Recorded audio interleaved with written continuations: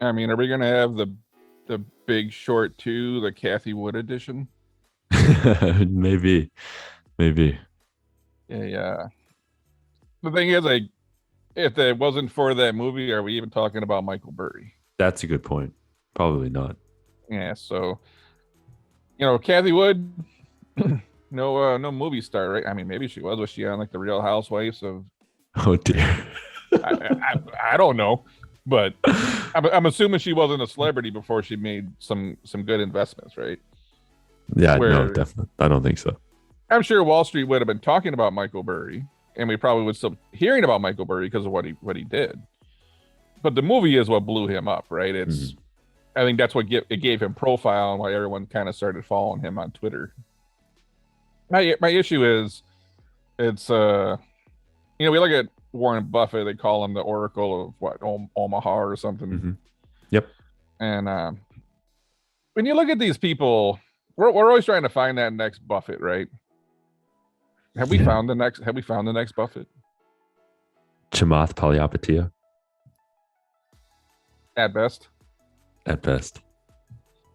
And it's one of those things that um, everyone gets lucky once in a while. Everyone can string together a handful of good trades, and you look really smart in this moment. You're riding a certain wave.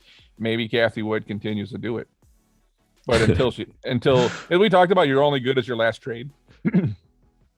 Buffett's done it Yeah, for how long? How long, right? that's true. Yeah, that's true.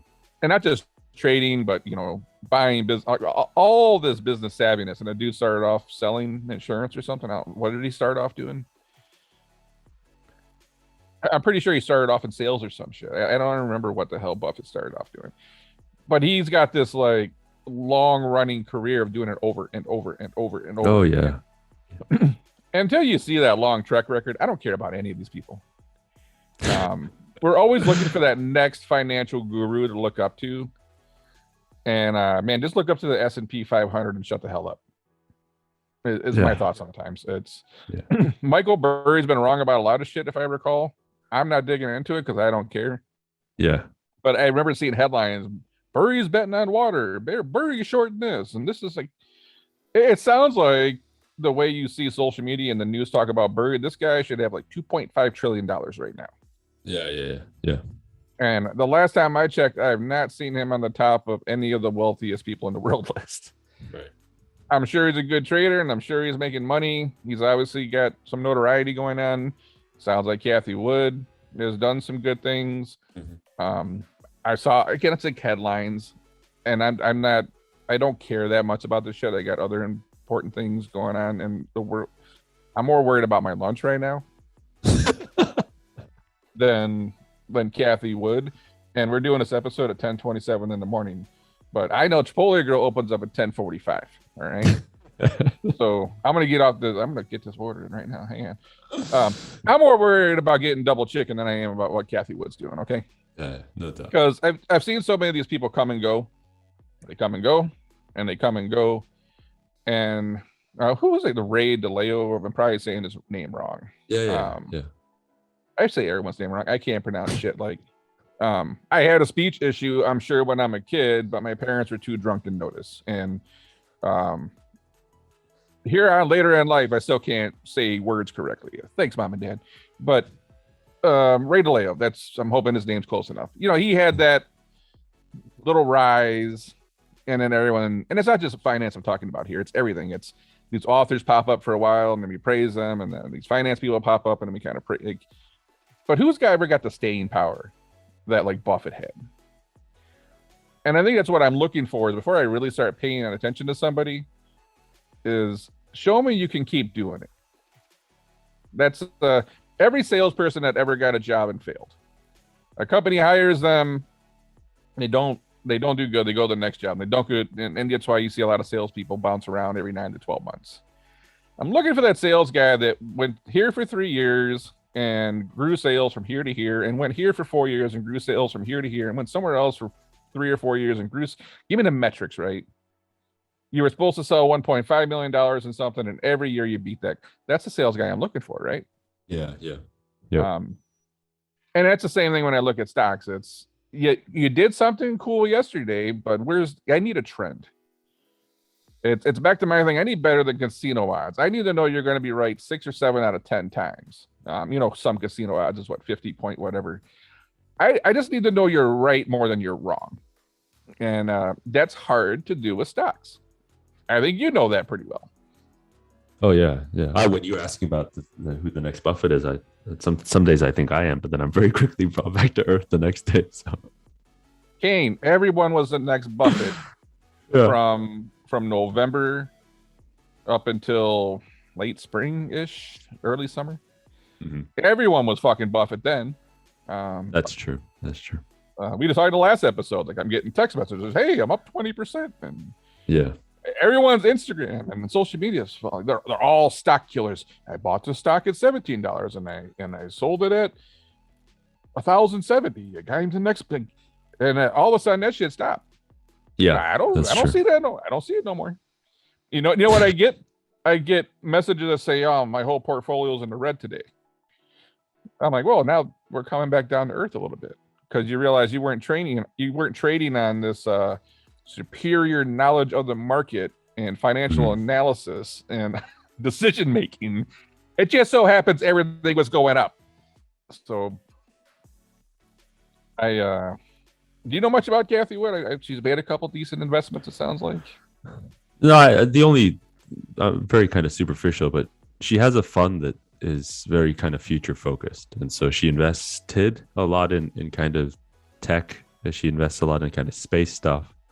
A lot of AI, a lot of machine learning things. So her fund is very focused on where the world could be in the future. So it's easy then from a press standpoint to pit her against someone like Michael Burry, who is kind of, I guess, like tries to pick the thing that's going to fall, and just pit these two together. It makes a good story for sure.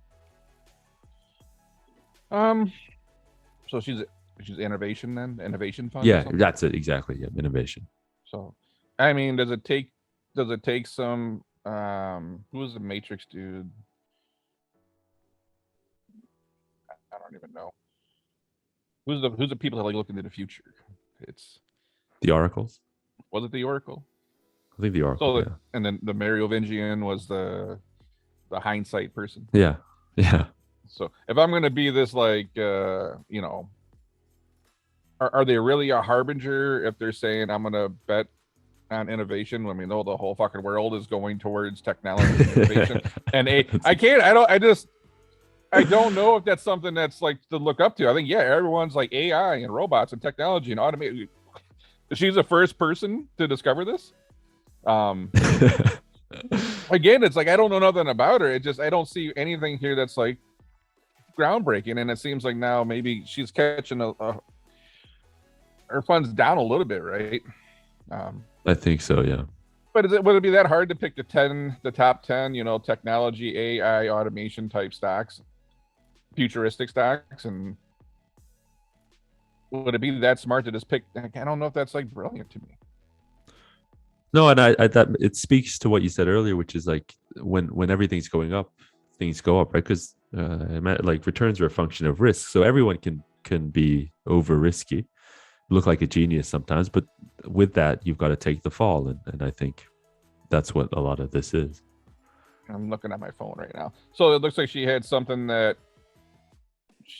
money in something that got bought out for a lot of money.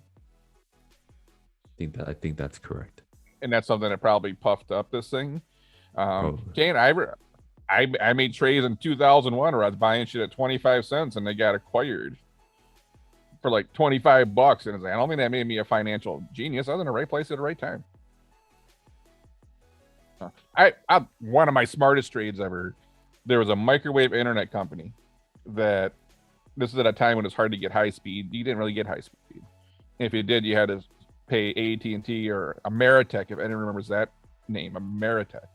You had to pay these idiots a boatload of money to bring out a T1 of internet access into your building. There was a company called Speed Choice or something that was doing internet over microwave point to point. And I bought into that really cheap. And I'm like, someone's going to buy these people out, right? And sure as shit, Sprint came along and bought them out and I made a bunch of money. At times like those, I don't think it's hard to sit back and say, we know this is going to be an acquisition move. But how many times can you do that? I've not done it often since then, right? And it's been like 20 years. Maybe she was in the right place in the right time. Maybe she is a wicked smart trader. Maybe she is a harbinger. It's maybe she's the next Oracle, but we're not gonna know until she is, because everyone thought Michael Burry was that next person, and I don't know nothing about these people, to be honest. I just know that if they were doing such great shit, we'd hear about them as often as we do Buffett, right? That's a really good point. Yeah. There's just always this next financial genius, and it's, can you keep it going? Then you look over 10 years and you're like, shit, I should have just bought S&P 500. But it's one of those, it's not even, I don't think betting on innovation is rock. I don't think this is like mind-blowing stuff. I'm not sitting here like my brain doesn't have the fizzy soda water in my head. Like, oh my God, I missed out on this one. Like, no, I just think, bet if tech and innovation and that type of stuff's not part of your portfolio. You got, we just did the episode on, billionaires doing billionaire things and going to space. Everyone's going to fucking space now. It's like going to see a movie now. I'm gonna go up and see the curvature of the earth and come back down, and I'll be home in time for dinner. So I don't like betting on space travel, like innovation, AI, automation. This sounds like a conversation from 5 years ago, to be honest. Oh yeah. I mean, this is nothing new in 2021, but you see these people that do the same shit, and they'll grab go grab the top 10 companies with the most cash on hand, and invest your whole portfolio into that. You'll probably do okay. Apple, Google, all these places, Amazon. It's probably going to be 70-80% tech or better. Maybe there's like an oil company in there. It's like, go find the 10 companies that got liquid cash and dump your portfolio in there. You're probably going to get pretty good returns, short of a market correction or crash, right? Yeah. So go take a portfolio and dump it into a bunch of AI, automation, tech type stuff, space stuff. You're probably going to do okay. If there's anything that I think might hurt this idea, is a lot of these things take a long fucking time to pay off. And it's one of those things where, being early is almost the same as being wrong. Tech is happening fast, but think about it. The iPhone came out like just 15 years ago. That's it. Wow, that's mind-blowing. Yeah. Wow. I still can't I have devices on multiple different carriers, and I still can't get a fucking signal in some places. So, we had a power outage, and our entire area for internet access is dependent upon a generator running a booster box. And if the guy doesn't come around and fill the gas tank up, the entire area loses their internet access. You see these little cracks in technology where there's a lot of shit wrong. How many tech things do you have that just work all the time, no issues, no reboots, nothing? Yeah, you asked me on a good morning because the screen on my laptop just broke, right? So and you basically got a brand new state of the art Apple laptop. Yeah, and you boot her up this morning and that shit don't work. Kane, I got quote unquote state of the art ovens, right? And I gotta reboot these fucking things sometimes. I can't just turn it on and bake my bread. I'm trying to warm up a slice of pizza, and beep beep beep, communication error, and the fucking thing crashes. My oven crashes. You can't even make my oven work. And that's where I think technology seems like it's moving really fast, but it's not. There's a lot of stuff to get figured out. Robots look cool, but you see how far off they are from actually being really productive. We got a ways to go.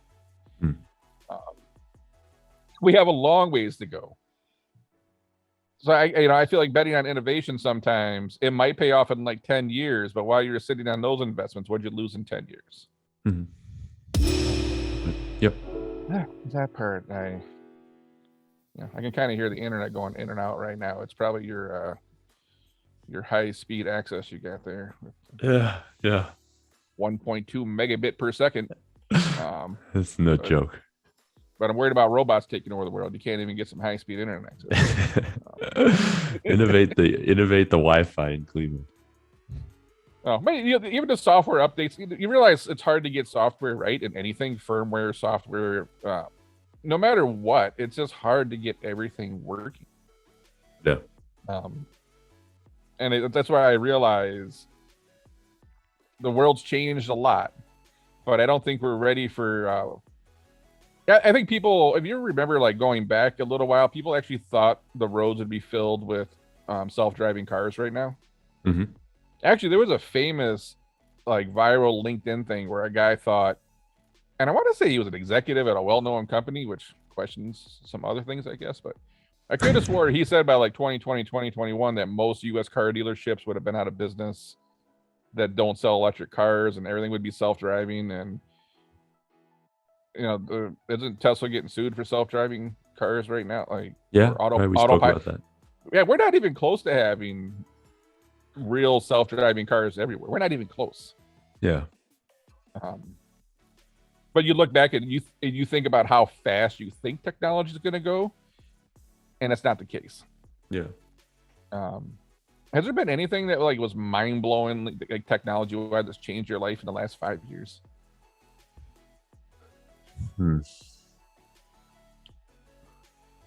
No, I wouldn't say so. And you speak about that now. The more we seem to progress with technology, the more I find the analog things like a little bit more like special. Right? I really like my watches as when I compare it to my watch, and I really like the record player that I have compared to like using Spotify. You know what? I have. Well, we did an episode on watches. We're both watch fans, and I like my mechanical watches. I also own 2 iWatches. 2 different reasons. Yeah. 2 completely different reasons. I got in a debate with someone that told me by now, actually probably before, this is a while ago now that I think about it. Shit. So think about whenever the iWatch came out, he predicted that like regular watches would be dead in like 2 or 3 years. Mm-hmm. Okay, the last time I checked, Rolex selling watches like a motherfucker right now. Yeah. Don't tell me like the people that are buying those watches are buying them for completely different reasons. But you get caught up in that tech life where you think everything tech is better, and it's just going to steamroll over everybody, and tech's going to replace everything, and then you realize it doesn't. Right. Rolex is selling more watches than ever right now, and ebooks never took off because reading a regular book's just better. Feel free to debate me. That vinyl record, that cassette tape, those things still sound good, Kane. It's a lot of digital music today's too clean. What's funny is producers they'll go add dirt. I have plugins when I make music that add dirt to the music. You add color to the music. I think with the one plugin, RC20. There's a whole bunch of stuff that you try to make it sound a little more real. But even then, if you look at the progression of the iPhone in the last 5 years, what's changed other than a better camera? Yeah, really good point. Guess what? The thing still makes phone calls and it still gets on the internet. Like the two primary things it needs to do. And the camera got better. Greatest upgrade, the screen doesn't break as easy.